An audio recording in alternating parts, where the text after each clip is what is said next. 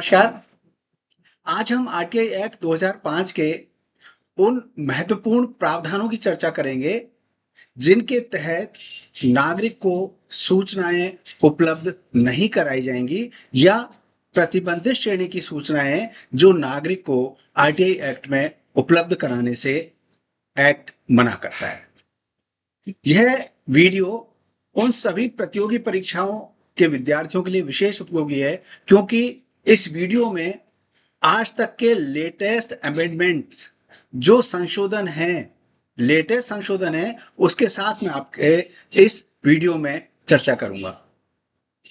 RTI act 2005 के section 8, section 9 और section 24 ऐसे सेक्शंस हैं जिसमें वर्णित सूचनाएं नागरिक को उपलब्ध नहीं कराई जाती हैं। क्या क्या ऐसे सेक्शंस हैं, क्या प्रावधान है, उसकी चर्चा करेंगे। सबसे पहले सेक्शन 8 की बात करते हैं। सेक्शन 8 सबसेक्शन 1 और सबसेक्शन ए से जे तक जो सेक्शंस हैं उसमें उन सब सूचनाओं का वर्णन किया गया है जो नागरिक को उपलब्ध नहीं कराई जाएंगी, प्रतिबंधित श्रेणी की है, प्रोहिबिटेड कैटेगरी की इंफॉर्मेशन है।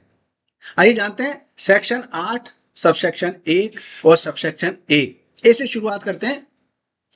वो सारी सूचनाएं जो देश की सोवरेनिटी, इंटीग्रिटी, सेफ्टी को प्रभावित कर दें वो सूचनाएं उपलब्ध नहीं कराई जाएंगी। साथ ही वो सारी सूचनाएं भी उपलब्ध नहीं कराई जाएंगी जो देश के स्ट्रेटेजिक, साइंटिफिक और इकोनॉमिक इंटरेस्ट को विदेशों के साथ प्रभावित कर दें, वो सूचनाएं भी नहीं उपलब्ध कराई जाएंगी। साथ ही ऐसी सारी सूचनाएं जिनको उपलब्ध कराने से किसी प्रकार के अपराध के बढ़ने की संभावना हो। सबसेक्शन बी ये कहता है कि ऐसी सूचनाएं जो कोर्ट से प्रतिबंधित हैं, कोर्ट ने पब्लिश करने से मना किया है, कंटेम्प्ट ऑफ कोर्ट हो सकता है, ऐसी सूचनाएं भी उपलब्ध नहीं कराई जाएंगी।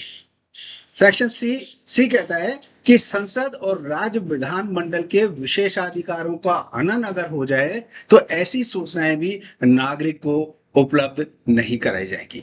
सेक्शन डी कहता है कि कॉमर्शियल, ट्रेड कॉन्फिडेंस और इंटेलेक्चुअल प्रॉपर्टी अगर किसी व्यक्ति की है, किसी संस्था की है, तो ऐसी सूचनाएं भी उपलब्ध नहीं कराई जाएंगी। लेकिन एक्ट कहता है अगर ऐसी सूचना उपलब्ध कराना लार्जर पब्लिक इंटरेस्ट में है तो पीआईओ, लोक सूचना अधिकारी, ऐसी सूचनाएं उपलब्ध करा सकता है।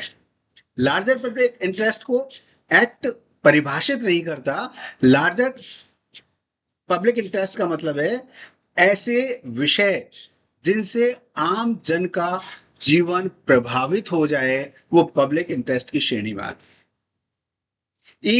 सेक्शन ई कहता है कि वैश्वासिक नातेदारी, फिड्यूशरी रिलेशनशिप से संबंधित सारी सूचनाएं भी उपलब्ध नहीं कराई जाएंगी।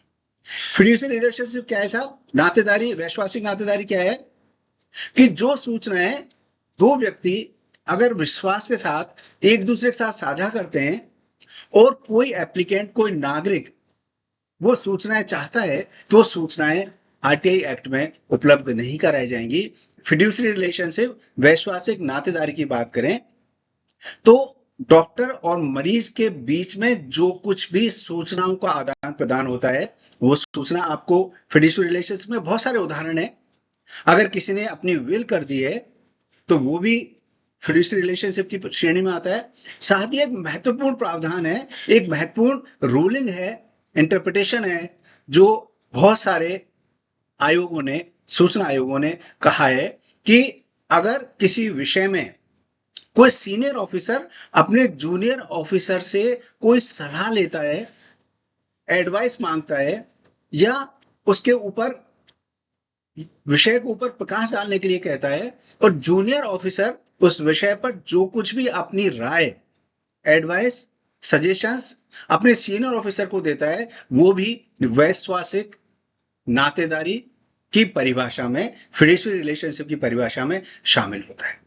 एफ की बात करें, सेक्शन एफ कहता है कि विदेशों से प्राप्त सारी जानकारी किसी भी नागरिक को उपलब्ध नहीं कराई जाएगी। जी कहता है सेक्शन जी कहता है कि किसी भी व्यक्ति का जीवन, लाइफ, लिबर्टी और सेफ्टी अगर प्रभावित हो जाए तो ऐसी सूचनाएं भी नागरिकों को आरटीआई एक्ट में उपलब्ध नहीं कराई जाएगी। एच कहता है कि वो सारी सूचनाएं जो किसी जांच में बाधा उत्पन्न कर दें या किसी प्रोसिक्यूशन की प्रोसेस को निरुद्ध कर दें, बीच में प्रभावित कर दें, ऐसी सारी सूचनाएं भी उपलब्ध नहीं कराई जाएंगी। आई कहता है कि कैबिनेट की मीटिंग्स में और कैबिनेट पेपर्स, जो कुछ भी सरकारें आए दिन कैबिनेट की मीटिंग्स बुलाती हैं, जो सब्जेक्ट डिस्कस होते हैं, मुद्दे डिस्कस होते हैं, इश्यूज डिस्कस होते हैं, और कोई आदमी चाहता है, नागरिक चाहता है कि ये सूचना उपलब्ध कराई जाए, तो उपलब्ध नहीं कराई जाएंगी। लेकिन कैबिनेट की मीटिंग में लिए गए डिसीजंस डिस्क्लोज हो जाएं, इंप्लीमेंट हो जाएं, उसके बाद नागरिक सूचना प्राप्त कर सकता है। अब इस सेक्शन 8 और सबसेक्शन 1 का सबसेक्शन जे सबसे महत्वपूर्ण है, जिसमें सरकार ने हाल ही में संशोधन भी किया है। सेक्शन जे क्या कहता है साहब कि पर्सनल इंफॉर्मेशन, व्यक्तिगत सूचना किसी भी व्यक्ति की उपलब्ध नहीं कराई जाएगी। अब तक ये था कि व्यक्तिगत सूचना अगर किसी व्यक्ति की है और वो लार्जर पब्लिक इंटरेस्ट में है तो उपलब्ध करा दी जाएगी। लेकिन एक डिसीजन जो सुप्रीम कोर्ट का 2012 का Girish Ramchandra Deshpande versus CIC, central information commission के माध्यम से माइलस्टोन डिसीजन सुप्रीम कोर्ट ने दिया 2012 में। उन्होंने कहा कि किसी भी व्यक्ति की व्यक्तिगत सूचना सार्वजनिक नहीं की जानी चाहिए। उसमें क्या, एक नागरिक ने एक व्यक्ति के बारे में पूछा कि इनको अपनी सर्विस में कितने मेमोज इशू हुए, नोटिस इश्यूज हुए, सेंसर्ड अवार्ड हुए, पनिशमेंट हुए, उसकी सूचना उपलब्ध करा दी जाए। साथ ही इस व्यक्ति के बेटे की शादी में, सन की मैरिज में कितने गिफ्ट्स इनको मिले, इनके रिश्तेदारों को मिले, वो सारी सूचना उपलब्ध कराई जाए। और इनके इनकम टैक्स रिटर्न की सूचनाएं भी उपलब्ध कराई जाए। मामला जब सुप्रीम कोर्ट में फाइनली अपील में गया तो सुप्रीम कोर्ट डिसाइड किया कि ऐसी कोई सूचना जो किसी व्यक्ति की है, व्यक्तिगत है, वो सूचना उपलब्ध नहीं कराई जाएगी। लेकिन हाल ही में सरकार ने इस सेक्शन जे में एक संशोधन किया है कि कोई भी सूचना किसी की व्यक्ति की व्यक्तिगत सूचना हो, वो लार्जर पब्लिक इंटरेस्ट में होने के बाद भी सूचना उपलब्ध नहीं कराई जाएगी। क्या संशोधन किया है साहब? DP act 2023, digital privacy protection act ये कहता है, उसका सेक्शन 44 और सबसेक्शन 3 ये कहता है कि ऐसी सारी सूचनाएं जो किसी व्यक्ति विशेष की हैं, वो सूचनाएं आरटीआई एक्ट में भी उपलब्ध नहीं कराई जाएंगी, चाहे ये पब्लिक इंटरेस्ट में क्यों ना हो। इस एक्ट का जो गाइडिंग प्रिंसिपल था वो ये कहता था कि वो सारी सूचनाएं जो संसद और राज्य विधानमंडल के पटल पर रखी जा सकती है, वो सारी सूचना एक आम नागरिक को भी उपलब्ध कराई जानी चाहिए। लेकिन डीपी एक्ट 2023 के सेक्शन 44 सब सेक्शन 3 में ये वर्णन किया गया है कि किसी की व्यक्तिगत सूचना उपलब्ध नहीं कराई जाएगी। और सेक्शन जे को आरटीआई एक्ट के सेक्शन 8 सबसेक्शन 1 और सबसेक्शन जे जो पर्सनल इंफॉर्मेशन से रिलेट करता है, उसमें संशोधन सरकार ने किया है कि वो सारी सूचनाएं चाहे व्यक्तिगत हो, किसी की व्यक्ति की हो, किसी भी नागरिक को उपलब्ध नहीं कराए जाएंगे। बड़ा संशोधन है। नेक्स्ट अपन आगे चलते हैं। सेक्शन 9 ये कहता है आरटीआई एक्ट का कि राज्य से भिन्न किसी भी व्यक्ति का अगर कोई कॉपीराइट है तो वो सूचना किसी भी नागरिक को उपलब्ध नहीं कराई जाएगी। एक अन्य सेक्शन जो महत्वपूर्ण है, सेक्शन 24। सेक्शन 24 में उन सारे संगठनों की सूची वर्णित है जिनके संबंध में नागरिक को सूचना उपलब्ध कराने से आरटीआई एक्ट मना करता है, प्रतिबंध लगा रखा है। प्रतिबंधित श्रेणी की सूचनाएं हैं। जब एक्ट आया था 2005 में।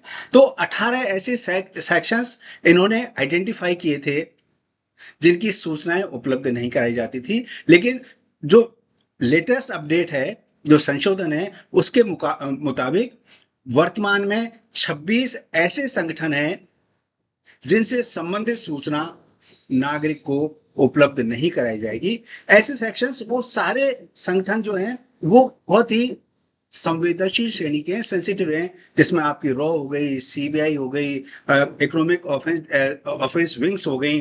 गवर्नमेंट के सारे ऐसे संगठन जो बेहद संवेदनशील हैं और सरकार के लिए काम करते हैं, उसके संबंध में सूचना उपलब्ध कराने से प्रतिबंध किया गया है, रोक लगाई गई है। लेकिन ऐसे संगठनों में अगर कोई भ्रष्टाचार और ह्यूमन राइट्स वायलेशन, मानव अधिकार से उल्लंघन से संबंधित कोई सूचना है, तो ऐसी सूचनाएं केंद्रीय सूचना आयोग की अनुमति से कोई भी नागरिक प्राप्त कर सकता है, उसको मिल सकती है।